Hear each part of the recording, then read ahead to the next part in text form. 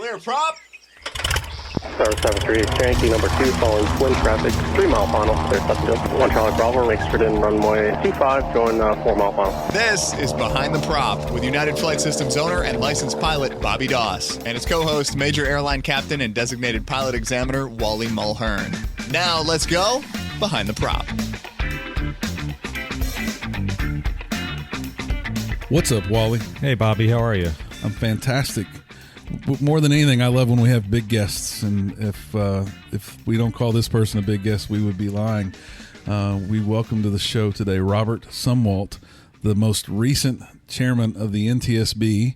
Welcome to the show, Robert. Bobby, thanks. Wally, thank you all for having me. Well, thank you for joining us. I just want to tell everybody a little bit about how we had this chance meeting. I happened to be flying a flight from Houston to Washington many years ago, and I was the airplane had not arrived at the gate yet, and I was standing by the window waiting for the airplane to get there, and a gentleman came up and struck up a conversation with me. He introduced himself, and as yourself, I mean, we are talking about you. He said, "Hi, I'm Robert Sumwalt." He said, "I'm with the NTSB," and we started talking airplanes. We started talking 737s and systems, and it became very apparent really quick that the gentleman I was talking to really knew his stuff, because he was asking me some questions that were deep down in the weeds on the intricacies of a 737. And as the airplane got there and I needed to go to work and actually get on the airplane and start pre-flighting, I asked Robert, I said, "Well, what do you do with the NTSB?" And I expected him to say, "I'm an accident investigator." That's kind of what I sensed. And he said, I'm a board member." And I went, "Wow, okay." And I went and got on the airplane, and I was telling my first officer, I said, "We've got a NTSB board member that's about to be on our flight. I just talked to the guy for 15 minutes, and I says, the NTSB is, it's not like there's 500 board members. I mean, this is, NTSB board members is a big deal." And so we had some communications back and forth. And then a few years later, I happened to be reading the news, and I read where President Trump had appointed Robert as chairman of the NTSB. So I sent him an email and congratulated him, and I believe the email that I sent to him was on a Friday night, and within about 20 minutes I had a response back from him, thanking me for my congratulatory email. And so I've followed your career. I've watched you on a lot of videos and read a lot of literature about your career. And so then when we started the podcast, Bobby and I were talking about guests, and I said, here's a stretch, but I'll reach out to Robert Sumwalt. And then I saw your retirement, and so here we are. So, Robert, why don't you just give us a little brief, 3-5 minute synopsis of your career? How do you go from being a high school kid to becoming chairman of the National Transportation Safety Board? Wally, that's a great question. I've been wondering the same thing for a number of years. So I've been extremely fortunate. You're right. I did start flying in high school. By the time I had graduated from high school, I had my private, and then, of course, went to college a few months later, and I marched into the Dean of Students' office after I'd been at the university for just about 3 weeks, and explained to him why we needed a flying club. And then he sat down and proceeded to tell me all the reasons why that was not going to happen. And on the way out, and by the way, this was the University of South Carolina, and on the way out, I said, "Gosh, I just thought since Clemson had a flying club since 1928, I thought South Carolina needed one." And he said, "Sit back down, young man." And within about 5 months, we had our first airplane. For those who are not that aware, as you can imagine, having 2 state-supported schools in a tiny state, there's quite a rivalry between those two between those colleges. Unfortunately, Clemson is the one with the football team. The question is, did Clemson really have a flying club? Well, as a 17-year-old, I was probably known to exaggerate things a little bit, but to the best of my knowledge, I think they did. So high school, what's next? I mean, what were you became a pilot, of course. What's next in the career that led you to the NTSB? Yeah, I did, of course, fly all through college, and I was hired by the university to be their pilot when they bought a brand new Piper Navajo Chieftain in 1979. I had not finished school yet, but I was doing school and flying full-time for the university. I flew there for 2 years, and then in February of 81 got hired by Piedmont Airlines, which of course got bought by US Airways. And then that's where I ended my career in 2004. Ran a little Fortune 500 flight department here in South Carolina. And then in 06, President George W. Bush, another great Texas name there, appointed me to be a board member and vice chairman of the NTSB. I was there for 15 years, appointed by President Bush, reappointed by President Obama, reappointed by President Trump, and then named as the chairman of the agency. So I've really, really had a blessed career. That's awesome. I think we all think of the NTSB as this organization that touches aviation, but one we really don't want to ever talk to or ever be a part of a conversation with. What do you think pilots should be thinking about the NTSB, or how we interact with the NTSB that we don't think about or don't know about? Like what should we think of the organization? You're right, Bobby. Part of the story is that when I was in college, I did not really like studying calculus. So I would go to the government documents library and read NTSB accident reports. I was always interested in the NTSB. But you're right. I think a lot of people don't understand exactly what the board's role is. And, the NTSB is an accident investigation agency. They're not a regulatory agency. Of course, that's what the FAA does. And, but really that's what the board does, or the agency does, is that they investigate transportation accidents, all modes of transportation. They determine probable cause and then issue safety recommendations. The whole idea behind the NTSB is really to improve safety. They don't have a hammer. They're not out to slam pilots, or they can't suspend pilot certificates. The FAA can, but our role, and I say I've got to get my tense right. Of course, I'm no longer part of it, but it's after 15 years of NTSB employment, I still call it we and our and things like that. So forgive me for getting those pronouns wrong.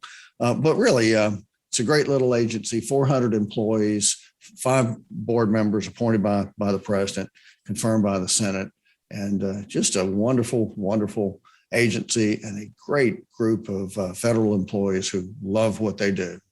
We talked a little bit about before we started recording. We talked a little bit about Sully and the role of that, the role that might have been portrayed between the NTSB and the pilots, and that they were out to get them and maybe didn't see eye to eye with some other organizations.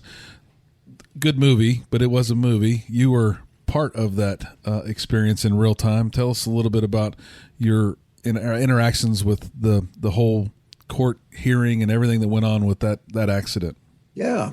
I've known Sully since around 1991.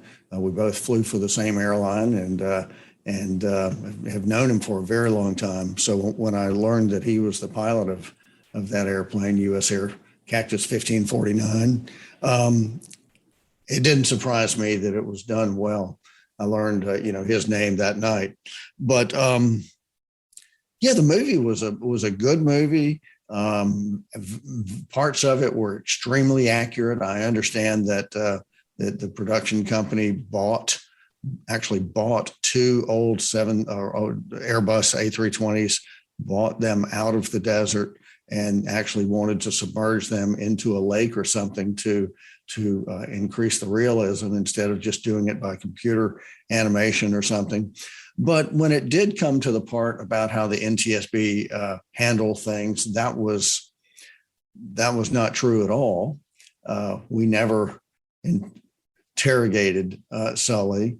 I did chair the public hearing, the investigative hearing. I chaired it, so I know how it went. It's on YouTube. People can search it on YouTube and see the 1 hour that he was actually on the stand, and it was fairly benign. In fact, I praised Sully for his professionalism, and they acted like we took him back behind the shed there and whipped him with rubber hoses. Of course, the part about the simulations being conducted in France and being telemetered or broadcast live into the hearing room, that was not true. There had been tests in Toulouse where our investigators did go there and run simulations, but and I'm not even sure that Sully was the one that suggested, why don't you add another 30 seconds for the surprise factor. But at the end, I think the NTSB did a very good job with the investigation. I think we got it right. And the main objective is again, to learn from it so that these things won't happen again. That was going to be my follow-up question, was did he really suggest that, or was that something that was omitted? But I do think as a patron of the movie, that was the way they portrayed that was a very interesting part of the movie, where it almost seemed to clear his name when he had that idea. But gosh, hopefully I'm never in an incident of any sort, but I do think that it would take me a few minutes to get my bearings and figure out what's going on for sure.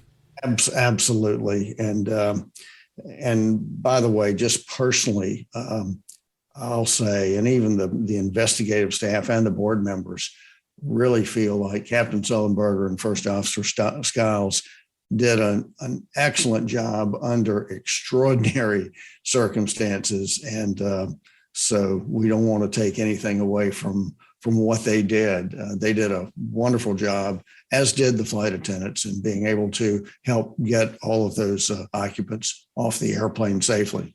Yeah, amazing story. It's probably unlikely that could happen and not more people get hurt or perish in something like that. So obviously win-win for everybody, it seems like, for sure.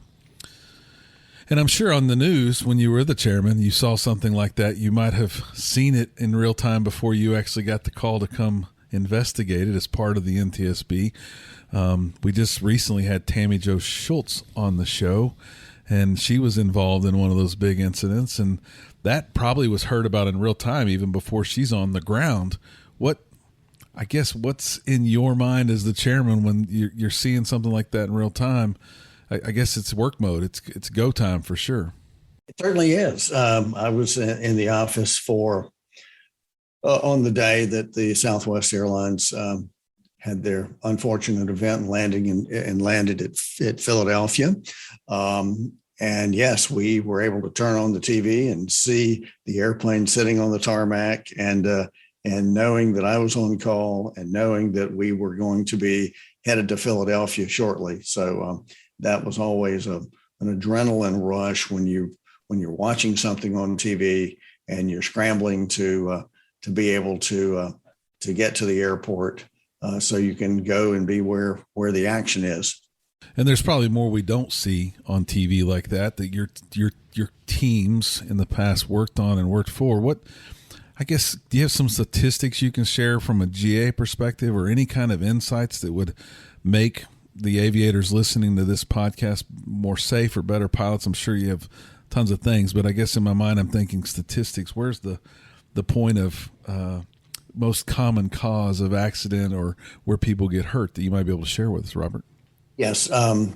Loss of control in general aviation, loss of control in flight is the most frequently cited factor in a fatal general aviation accident. I think about 48% of the fatalities in general aviation are a result of loss of control accidents. So, that's an area there where we can really, if you look at the big bar charts, that's the biggest bar chart in terms of cause factors. And so if we can really drive that down, then we'll do a job of improving general aviation safety overall.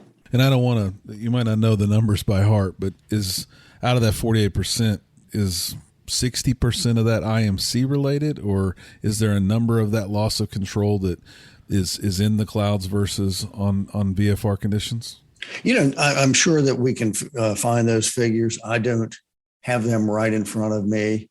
And I'll tell you, I want to put in a pitch for the Air Safety Institute's null report. I think probably most of your listeners are well aware of the null report that's put out by AOPA Air Safety Institute. They really do a good job of slicing and dicing the reports that the NTSB comes out with. And so I think that'd be a great point of interest for your listeners. Robert, one of our guests that we've had on the show is a gentleman by the name of Paul Craig, who wrote a book called, a couple of volumes, I guess, of a book called The Killing Zone, where he talks about, he actually gets in and really analyzes a lot of the NTSB statistics. And for our listeners out there who have not gotten into the NTSB website and looked at the statistics, there's some amazing things on there.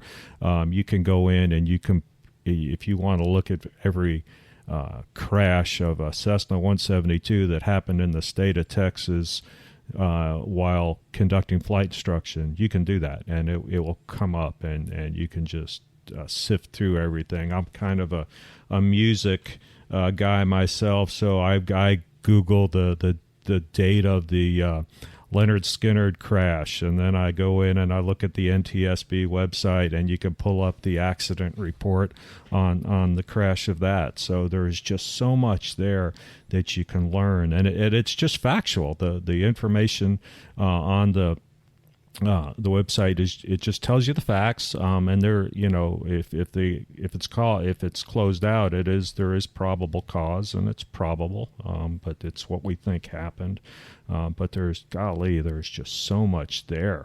Well, I did not know that he had that website, but I just turned around to look on my bookshelf, and I know I do have that his book, The Killing Zone, and I was looking for it, and things have been in disarray since I've moved back to South Carolina, so I can't find anything now. But that book is around here, and I'll also say that the NTSB has a new search capability on their website, and it's called the Carol Query, CAROL, just like the name, and it stands for something, case analysis, something. But it was really named for a lady named Carol that worked for the NTSB, that anytime somebody wanted to get data, they would call Carol, and Carol would find it. So when they retired and they were putting up this new search tool, they, of course, named it. Well, of course, nobody would ever name a search tool for a person, but it does have some, some official name. Right. Carol was so good to work with. Well, we'll definitely put both of those resources, the null report and the Carol query, in the show notes so people can use those tools. Robert, a question that I have that I'm sure people would like to know the answer to is, what is the cause for taking the final report of an accident to get to final from the NTSB?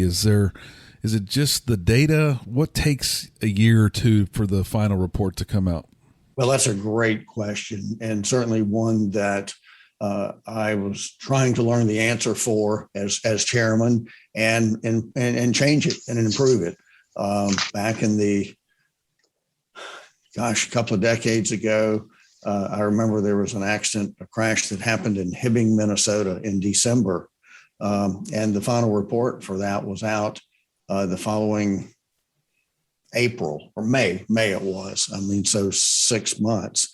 As we all remember, or many students may not remember, but the 737 Air Florida crashed into the 14th Street Bridge and ended up in the Potomac and killed a number of people. And in January of '82, the final report was done in August. And I'm sure that was a very complex investigation. The aircraft had to be fished out of the Potomac So over time, yes, the reports have taken longer, a lot longer in many cases than I believe I was comfortable with. So we tried to go through and take a very detailed, sort of a lean Six Sigma approach to looking for our processes, to understand our processes, and improve that. The results of that won't be shown for a couple of years because you've got to kind of work through a backlog. But yes, that was very much a priority of mine while I was chairman of the NTSB, was to improve the timeliness of those reports. I think there's a fear of getting something wrong, so the staff wants to be very analytical. But it was also learned that sometimes if you had an airplane run out of fuel and the fuel tanks were completely empty, maybe the investigator might insist on doing an engine teardown.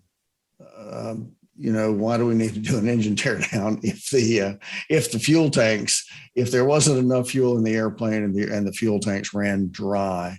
And so we've tried to scope the investigations. If this is a fuel exhaustion, what do we need to look at here? To understand what happened there. So our guys and our men and women of the NTSB are very dedicated. They love their job. They're very passionate about it, but they want to be sometimes more thorough than is absolutely necessary to really determine the probable cause and the factors that can prevent it in the future. I don't fault them for that, but I think that there needs to be a greater emphasis on getting those reports out in a timely manner without sacrificing quality. No doubt, and I understand all that. I think I guess from my seat, and not an NTSB investigator, but I would think, surely maybe not an airliner, but a GA, thinking more from a GA perspective, do they know 85% of it on the first day? I mean, I would assume they do, and the rest is the analytical detailedness of it. Or am I just speculating the impossible, that they don't start from the impact zone and think, okay, this is what happened? They really try and separate themselves and start from scratch. I don't know exactly how to answer that. I do suspect that there are many cases that we can probably say, here's what happened very early. I went to a UPS A300 crash in Birmingham. It was in 2013. So we're coming up on the anniversary date of that crash very soon. In fact, by the time this airs, the anniversary will already have occurred, and it was obvious that the airplane had crashed into the ground, a CFIT accident. But the real question is why, and that's what took a little bit over a year to be able to do the analysis and then present it to the board. We did that one in 13 months. Actually, it was the accident happened on August the 14th, and I think it was presented to the board on something like September the 10th or something like that of the following year. Again, we might know what happened real early. Again, the devil is in the details, and that's drilling down to understand why it happened. Yeah, and unfortunately, probably for me, I watch a lot of the Air Disasters TV show, and I'm watching these things that they've replayed and have already been investigated, thinking they're probably more cut and dry than they really ever are.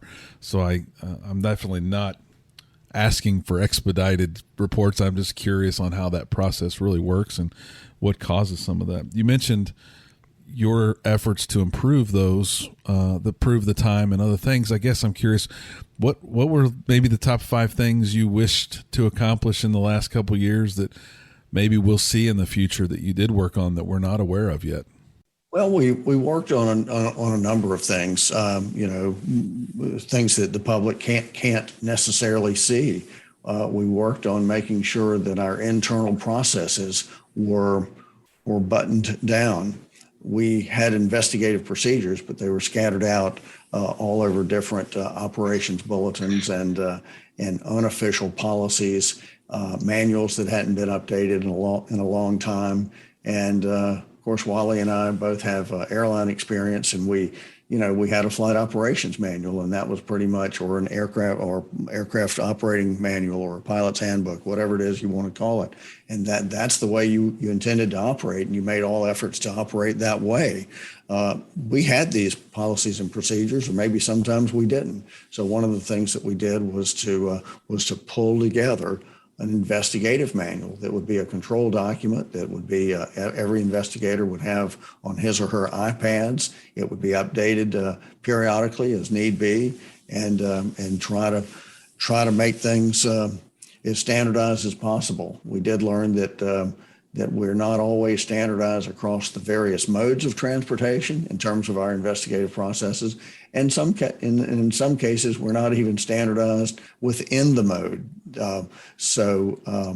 Like, for example, the Office of Aviation Safety, the board has different offices. Office of Aviation Safety, which obviously is the office that investigates airplane crashes. Then there's an Office of Marine Safety, and an Office of Highway Safety, and an Office of Rail, Pipeline, and Hazardous Materials. So that's what I'm talking about when I talk about the modal offices, the mode of transportation. So yeah, that was one of the things that I'm pleased we could get done, is try to standardize our internal procedures. That's one right there. I guess Wally and I have talked about it leading up to this episode, or the chance to speak with you, and I think maybe the NTSB hasn't provided a lot of guidance on it, but we question the abbreviation of things that are still very hard for pilots to read, and if that'll ever change in the future. Like, we don't have a character problem like we used to maybe have on a dot matrix printer. Why are some NOTAMs so difficult to read in some cases, or the abbreviations so hard to find? I'm sure that's had to have been a reason for someone missing a NOTAM, or a cause of an accident at some point.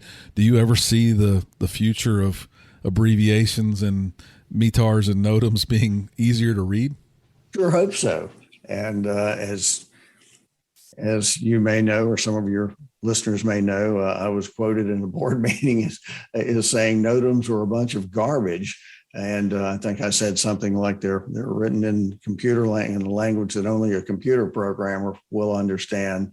And I think that got a lot of people's attention there. But it is true that, as Wally and I know, that you probably don't use paper anymore, Wally, you're using an iPad. But you could spread out the amount of paper that an airline pilot would have before just going on a flight from Houston to Washington, and you'd probably have, oh my goodness, you could have at least 10 feet of paper. And so, and who has time to review every bit of that? So, try to figure out a way to make the information, the relevant information, put that in the eyes of the people that need it, and get it up there. I understand the FAA, they have to say that there's a 300-foot tower 7 miles from the airport that is unlighted. They've got to do that from a legal point of view to cover themselves. But you're planning a daylight trip into San Francisco, and you certainly hope you're not 300 feet high, 7 miles from the airport. So they've got to figure that out. And I think that with technology, I think it can be done, but it certainly needs to be done. Robert, how many aviation accident investigators does the NTSB have? Yeah, great question, Wally. The board itself, the agency itself has, as I mentioned, 400 employees. And of that, the Office of Aviation Safety has right at 120, somewhere right around that number. And are they spread all over the country? Yeah, they are. They certainly are. We have, there again, there's that pronoun issue.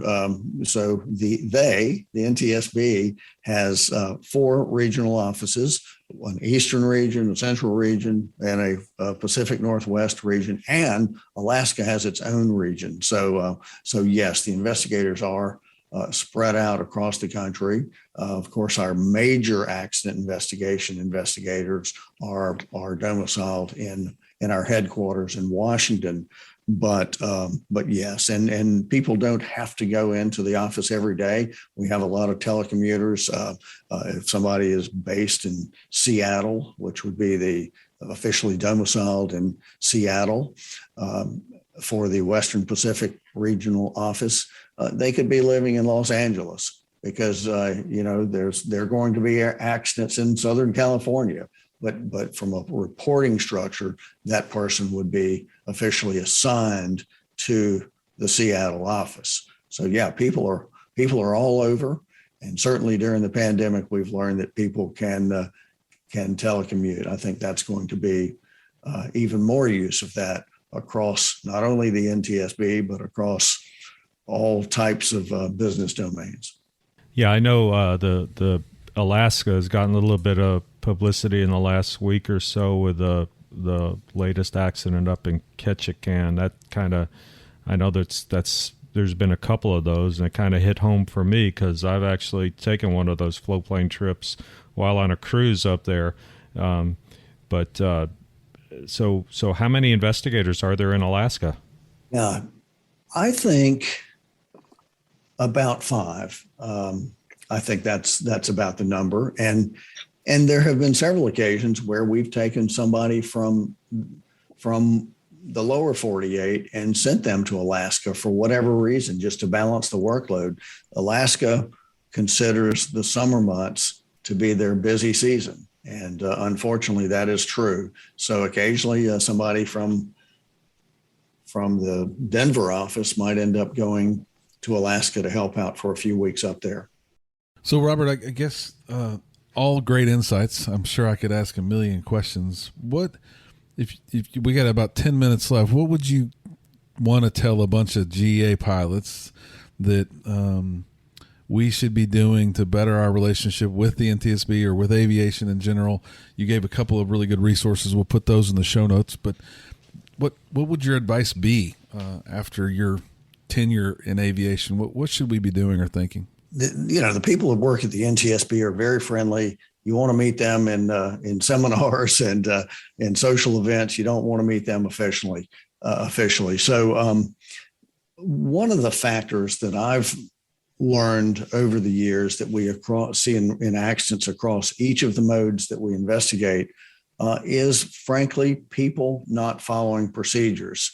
It could be an accident like in Bedford, Massachusetts, where the Gulfstream crew did not release the flight control lock before takeoff, and that did not work out well. There were 7 fatalities in that. We just had an accident in Idaho where a very noted test pilot lost his life in a single engine airplane right at takeoff. I've seen the video of it. I've said I won't speculate on accidents, which I really don't want to do, but the airplane right after takeoff goes up in a high nose high attitude, stalls, and comes back down to the ground nose first.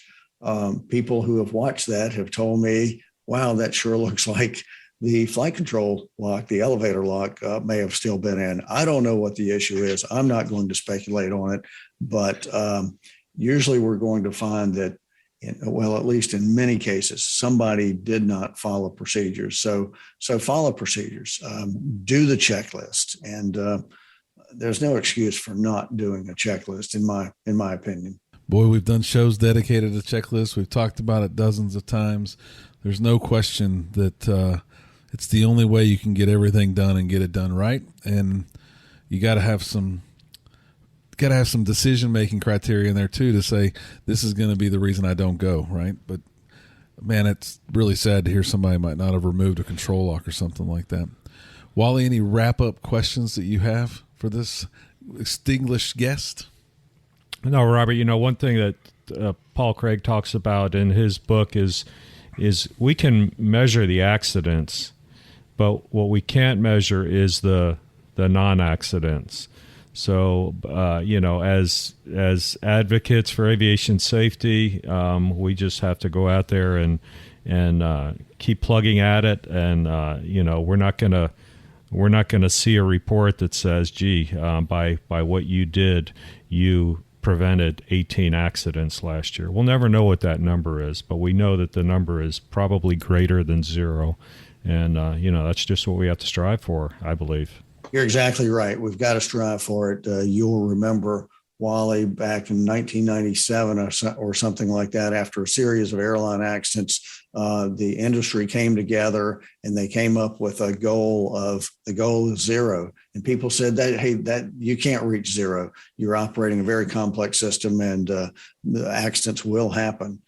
Well, guess what? Since then, in the last major, I'm talking about a major airline, the last big smoking hole of a major airline in the United States on a passenger carrier airliner was November of 2001, when American Airlines A300 crashed after takeoff out of Kennedy. So that speaks volumes right there, that you can set a goal of zero, and by working very, very hard in everything that you do, not just one element, not just the pilots, but the maintenance system and everything else, you really can drive that rate down significantly. So you're right, Wally, you've got to have a goal of zero. Use your checklist, follow procedures, and generally that will keep you out of trouble. Well, I can assure you this flight school's got a goal of zero, and we're going to we've got a long history so far of since our last medal was bent, and we're going to keep, no one's been hurt since I've been the owner, and we're going to keep doing everything we can to keep it at zero. Robert, I can't thank you enough for joining our show, and hopefully you'll enjoy retirement for a while, and maybe we can have you back on in a few months, and you can talk about what it's like in retirement. Bobby, thank you so much for having me, Wally. Great to speak with you again. And I appreciate the conversation we had in the Houston airport. And I also think that was right before the board was going to deliberate the Asiana 214 crash that happened in San Francisco. I think that's when that was. So that conversation would have been probably around June of 2014 that we had that conversation. I wanted to know something about some of the flight control laws of the 737. That's what I think it was. I'm not totally sure that I remember that right. It was, and I think I gave you some wrong information because I dug in the book on the way to Washington, and I was telling my first officer, I said, well, I think I told him something wrong. I need to fix this. I don't think you told me anything wrong at all. So don't worry about that. And I'm from the NTSB, not the FAA. So it didn't matter one way or the other. All right. Well, thanks for joining us, Robert. Thanks again. And to all the listeners, hopefully you enjoyed it. Check out the show notes on our website, behindtheprop.com. And as always, fly safe and stay behind the prop. Thanks for checking out the Behind the Prop podcast. Be sure to click subscribe and check us out online at behindtheprop.com. Behind the Prop is recorded in Houston, Texas. Creator and host is Bobby Doss. Co-host is Wally Mulhern. The show is for entertainment purposes only and is not meant to replace actual flight instruction. Thanks for listening, and remember, fly safe.